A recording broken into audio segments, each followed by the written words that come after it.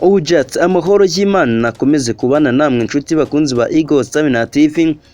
Uyu munsi rero tukaba tugiye kunyarukira muri Ukraine. Ingabo z'Uburusiya zerutse gufata abanyamerika babiri ba mbere barwaniraga Ukraine mu ntambara imazemo amezi 3 n'Uburusiya. Aba banyamerika Robert Drake w'imyaka 39 y'amavuko na Andy Haini w'imyaka 27 bafatiwe mu mirwano yabereye mu karere ka Kharkiv mu cyumweru gishize nk'uko ikinyamakuru Daily Mail kibisobanura.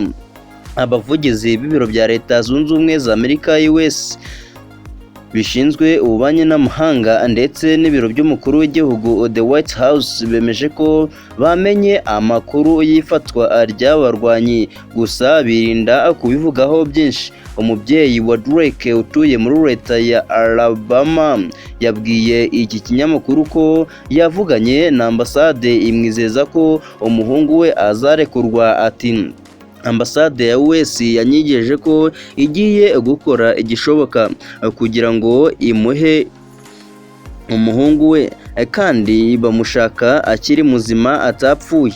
Aba banyamerika bafashwe inyuma y'Abongereza bafatiwe mu karere ka Mariupol muri Mata 2022. Aiden Asrin na Shaun Pina hamwe n'umunyamaroc Ibrahim Sadon, abarwanyi bashyikirijwe ubutegetsi bwa leta ya Donetsk buharanira ubwigenge bwayo, baherutse gukatirwa igihano cy'urupfu, gusa ntikirashyirwa mu bikorwa mu gihe hakomeje ibiganiro mu rwego rwa diplomasi.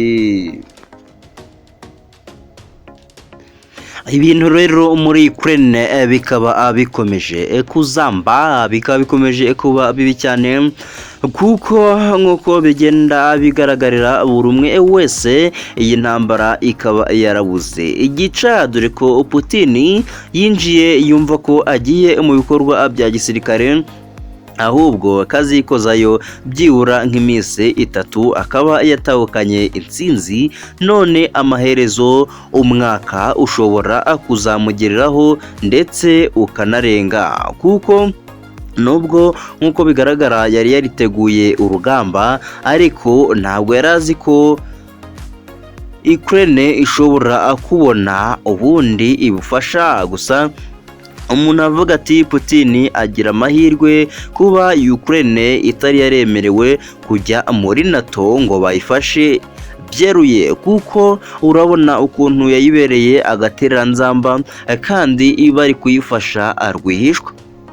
Ariko Putin akaba akomeje kugaragaza ubuhangage n'ubukaka bwe nyuma y'uko ejo bundi mu minsi yashize yafashe Abongereza ndetse n'umunyamaroc bari kurwanira Ukraine, akabashira ku karubanda, asigaye bakabakatira n'igihano cy'urupfu. Gusa nubwo kitari icyakurikizwa, ariko icyo gihano kirahari. Putin akaba yongeye kwigaragaza rero afata abanyamerika babiri nk'uko mubibona muri iyi video.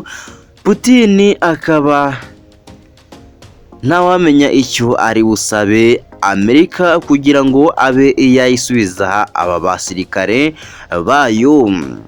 Intambara rero yo muri Ukraine ikaba ikomeje kuba intambara ikaze cyane, dore ko hari n'abandi baperezida babiri bagiriye uruzinduko muri Ukraine, harimo perezida w'Ubuyapani ndetse n'undi mugenzi we.